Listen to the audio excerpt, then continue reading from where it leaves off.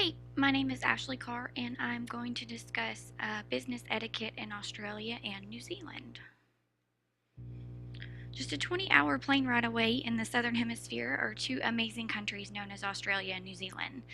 Though they are seemingly a world away from our own, these cultures both speak English and have many similarities to our own that open the door for many business opportunities. Many people don't realize that Australia is nearly the same size as the United States, while New Zealand is a country made up of two small islands just to the southeast of Australia. In this presentation, I will help you to understand the appropriate ways to conduct business in both of these beautiful countries.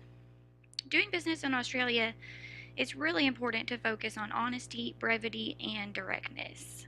Aussies, as they call themselves, value material progress as well as time to enjoy family culture in the beautiful country that they inhabit. They strive to attain a healthy balance of both business and play in their daily lives. In doing business with Aussies, it's really important to remember that their geographically isolating position in the world doesn't intimidate them at all. They're very comfortable negotiating and conducting business via email, phone, or web conferencing. If you do decide to travel to Australia in order to meet face to face with your prospective clients, be sure to arrive on time, early if possible, and avoid traveling down under during the peak native vacation times of December through February. Since they have opposite seasons to the U.S., these months include their summer, and many families will be on holiday, as that's their term for vacation. When meeting them for the first time, a firm handshake with direct eye contact is the best. Introductions including hello and how are you are best, as the term g'day is not used as much as in previous years because some Aussies view this term as quite disrespectful and stereotypical of their culture, as many tourists say this phrase. Aussies are generally a casual people outside of the office, with conservative dress being typical for executives visiting Australia. When meeting people for the first time, full names should be used, but this typically will shift to a first name basis rather quickly. Gifts are usually not given in the business context, but small talk is customary before the start of a business conversation, as Aussies value business relationships. Good topics of conversation include sports and the beauty of their country. It's best to avoid politics, as they feel very passionately about these topics and the conversation could quickly shift to a heated debate.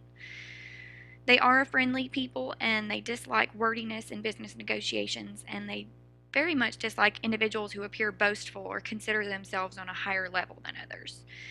Aussies may also mock individuals who present themselves as a quote unquote walking resume, not knowing how to allow your accomplishments to truly speak for themselves.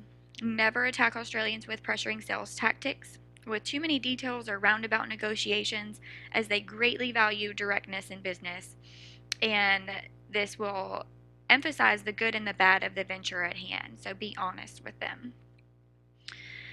Americans conducting business in Australia will find that it is less foreign than you might think, despite that 22-hour trip that makes you feel like you ventured into another world.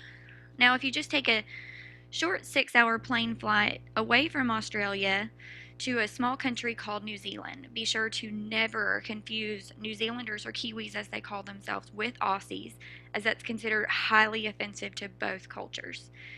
The two countries greatly value independence and differentiation from one another, and though they lie close in proximity to one another, they're very different, with a great rivalry among them. Kiwis are very friendly people who appreciate formality in the work environment, but they also greatly value their time to enjoy their families and their beautiful country. Stemming from their native people, the Maoris, Kiwis cherish their rich ethnic heritage, as a vast majority of cities in New Zealand still retain their Maori name. In addition, Kiwis regularly refer to New Zealand by its Maori name, which is Aotearoa, which means land of the long white cloud. The best way to greet someone from New Zealand includes a how do you do, as well as the traditional Kiwi g'day, which is once a less formal relationship has been established. You may also hear kia ora as a greeting, which means hello in Maori. A firm handshake with direct eye contact is the standard greeting for Kiwis meeting for the first time. Similar to Aussies, Kiwis will typically advance to a first name basis in a relatively short time, but be sure to wait until asked to refer to the individual in this manner.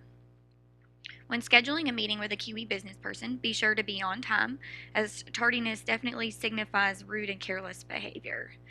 Kiwi culture highly regards honesty and forthrightness in business, while not placing too much emphasis on material wealth and social status. They very much so value people who are comfortable in their own skin and will be very wary of boastful, loud individuals. Also, be sure not to chew gum or clean your teeth with a toothpick, as both of these actions are considered very rude in New Zealand. In conclusion, doing business in Australia and New Zealand can be a very rewarding experience with two cultures that differ from our American culture but also have striking similarities. You always want to do your research before attempting to negotiate with a different culture in order to avoid mistakenly offending a potential business partner or client.